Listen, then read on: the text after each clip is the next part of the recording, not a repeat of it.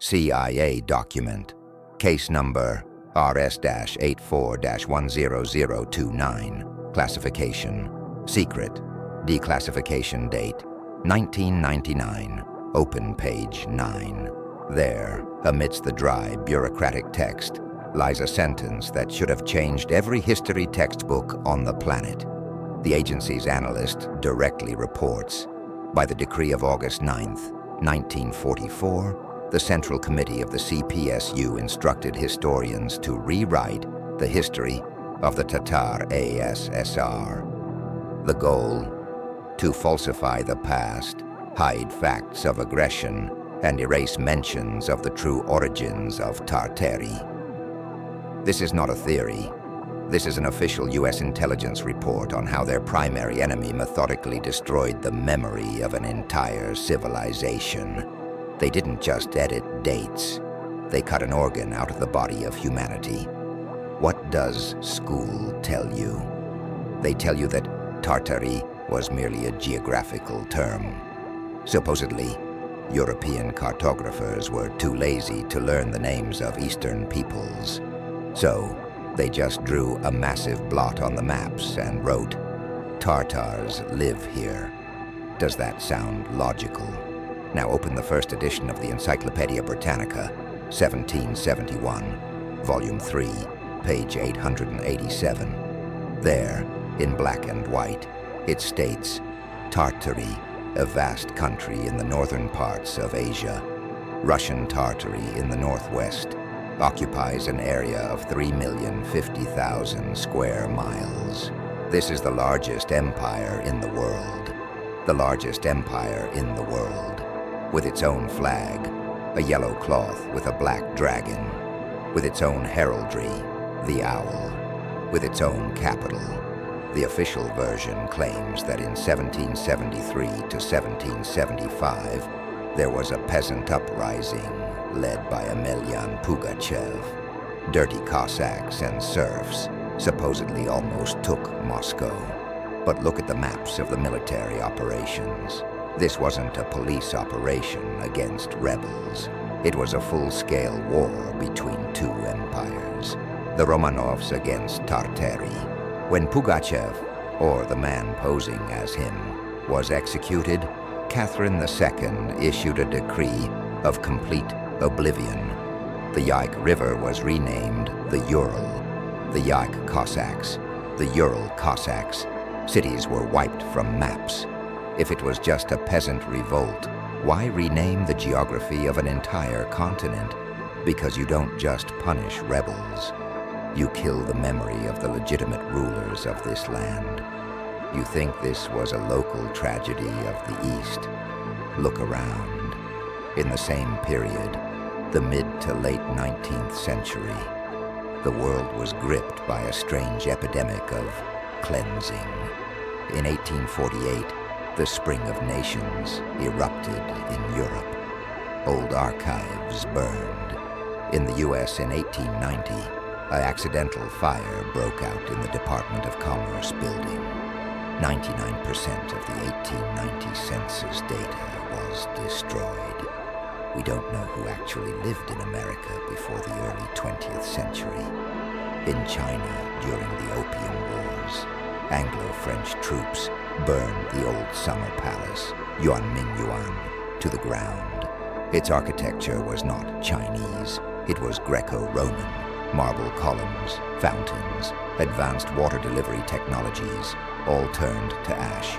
San Francisco, Chicago, Boston, Toronto, all these cities burned to the ground between 1870 and 1910. The official reason is always the same: a kicked-over kerosene lamp or a short circuit. But in the ashes, you will find what shouldn't have been there. Brick foundations of buildings that were impossible to construct with horses and wagons. Connect the dots. 1850 to 1930. This is the era of the Great Reset. Across the globe, World's Fairs, expos are held. Chicago, St. Louis, Paris. They erect giant Greco-Roman cities of marble and steel. Buildings tall as skyscrapers, illuminated by thousands of electric lamps. Historians tell us it was plaster, temporary pavilions.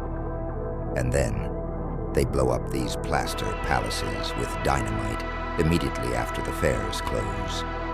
Why build palaces just to burn them 6 months later? Because those buildings were already there.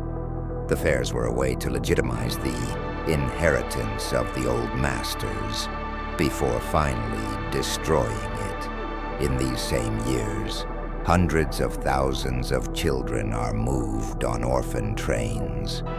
Across America and Europe, millions of parentless children populate emptied cities. Where did they come from? Who were their parents? In 1939, the world was switched to the 440 Hz musical standard. Previously, music resonated with human biological rhythms. Now it induces subconscious anxiety. That's not coincidence, that's a pattern. This is the decommissioning of humanity's old operating system. How did they do it? It's simple.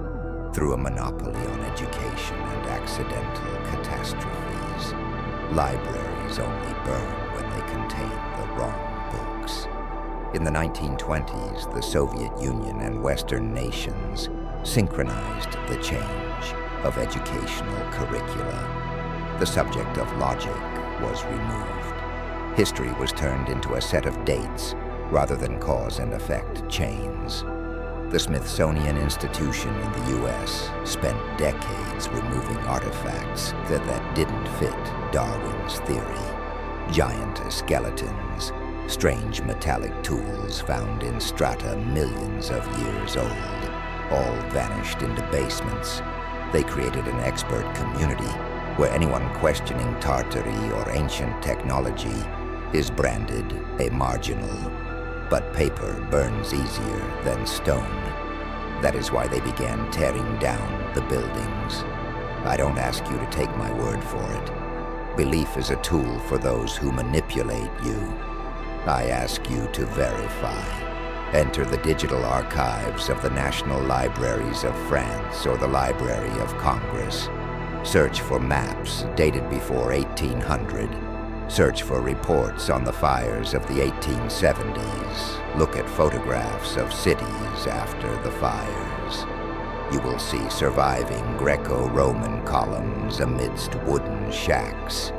Study the patents of Nikola Tesla that were classified immediately after his death. Compare the architecture of the post office in Buenos Aires and the railway station in Tokyo.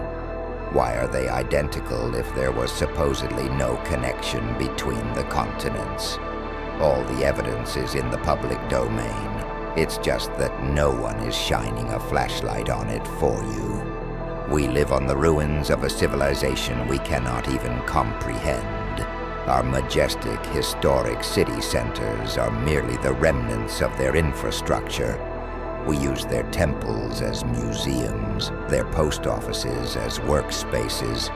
We walk on streets under which first floors with windows are buried in the earth. Official science says that's how they built, for light. But you know the truth. It was a different world, a world where energy was free and architecture was medicine. We are the children from those orphan trains, given a new bedtime story. But the old masters left us the keys. The only problem is, we've forgotten where the doors are.